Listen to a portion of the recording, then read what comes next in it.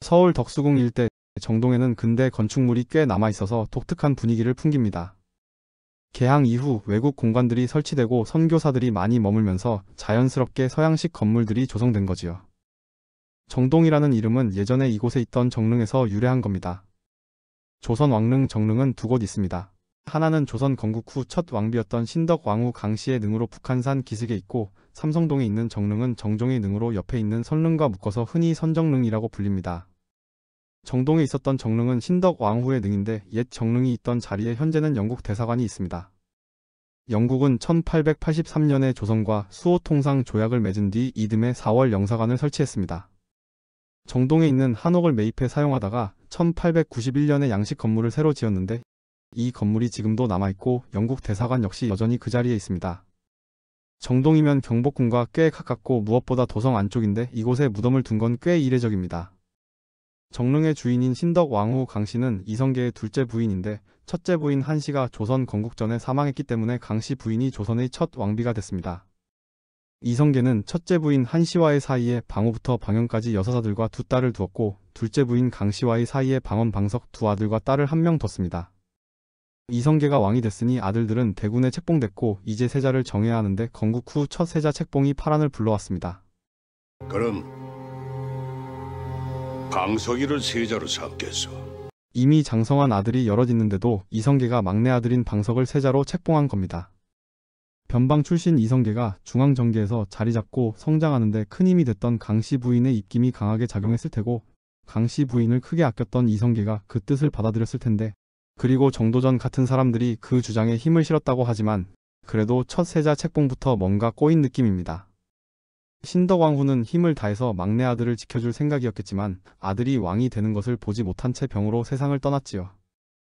이성계는 신덕왕후의 무덤을 취연방 북쪽에 있는 언덕에 조성했습니다. 실력 있는 석공들을 불러 성물을 최고 수준으로 만들었고, 명복을 빌기 위해 천흥사라는 절까지 세웠습니다. 그리고 정릉에 여러 차례 방문했지요. 태조가 신덕왕후를 아꼈던 마음일 테고 신덕왕후의 권위와 존재감을 위해서, 그리고 결국은 세자 방석의 권위를 위한 행보였을 겁니다. 하지만 방석은 1398년 1차 왕자의 난 때 죽임을 당하고 차남 방과가 잠시 즉위했다가 결국에는 방원이 즉위하게 됩니다. 태종은 신덕왕후의 위패를 종묘에서 치워버렸습니다.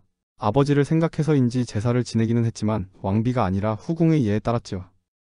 이성계는 죽은 뒤 신덕왕후 옆에 묻힐 생각이었지만 태종은 아버지의 무덤을 멀리 떨어진 곳, 지금의 구리시에 조성했습니다.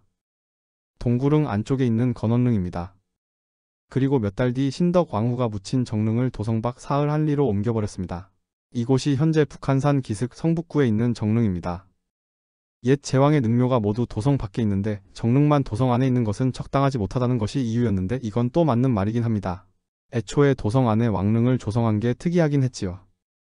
도성 안에 있던 정릉이 밖으로 옮겨질 때 성물들은 그 자리에 남아있었는데, 이 석재들은 광통교를 놓는 데 사용됐습니다. 태조 때 흙으로 만들었던 광통교가 큰 비에 무너지자 돌다리로 다시 놓기로 했는데, 이때 정릉에 있던 성물을 사용한 겁니다. 일부러 그랬는지 하다보니 그리 됐는지 성물들은 거꾸로 뒤집힌 채 사용됐지요. 묘지에 있던 석재를 사람들이 밟고 다니게 만든 건데, 태종이 신덕왕후에게 유감이 크긴 컸던 모양입니다. 광통교는 도성 안에서 가장 큰 다리였습니다. 종각에서 남대문으로 가는 큰 길에 있어서 통행량이 많았고, 사신 행렬과 어가 행렬도 광통교를 지나다녔지요. 광통교에 쓰인 옛 정릉의 석재는 청계천을 복개할 때 지하에 묻혔다가 90년대 청계천을 복원할 때 모습을 드러냈고, 그대로 광통교를 복원하는 데 다시 사용됐습니다. 도성 밖 사흘 안으로 옮긴 정릉은 왕릉이 아니라 일반인 묘처럼 취급됐습니다. 세종 때는 나라에서 지내던 제사도 폐지됐고 정릉은 관리하는 사람도 없이 방치됐습니다. 선조 때부터 신덕왕후에 대한 예우를 복권해야 한다는 논의가 있었지만 실현되지는 않았는데, 그도 그럴 것이 조선의 왕들은 모두 태종의 후손들입니다. 현종 때인 1669년에야 송시열 등이 상소를 올려 신덕왕후를 종묘에 모시게 됐고 정릉을 다시 정비했습니다. 그 사이 처음 신덕왕후의 무덤이 있던 곳에는 민가들이 들어섰고 마을 이름을 정릉동 혹은 정동이라고 했습니다. 임진왜란이 끝나고 서울로 돌아온 선조가 임시로 머물던 행궁이 바로 이곳에 있던 옛 월산대군 저택이었지요. 옛 지도를 보면 대정동과 소정동으로 구분돼 있고 한성부 황하방에 속했습니다. 대정동과 소정동은 1914년 행정구역을 정리할 때 합쳐서 정동이 됩니다.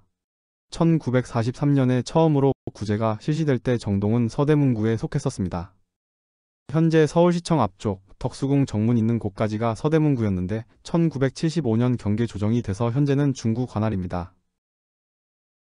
정릉이 옮겨간 북한산 기슭의 그 마을은 지금 정릉동입니다. 조선 초기부터 한성부에 속했는데 1914년에 경성부 숭신면의 대정릉동, 소정릉동, 손가정, 청수동을 합쳐 고양군 숭인면 정릉리가 됐다가 1949년 성북구가 신설될 때 정릉동으로 다시 서울에 편입됐습니다.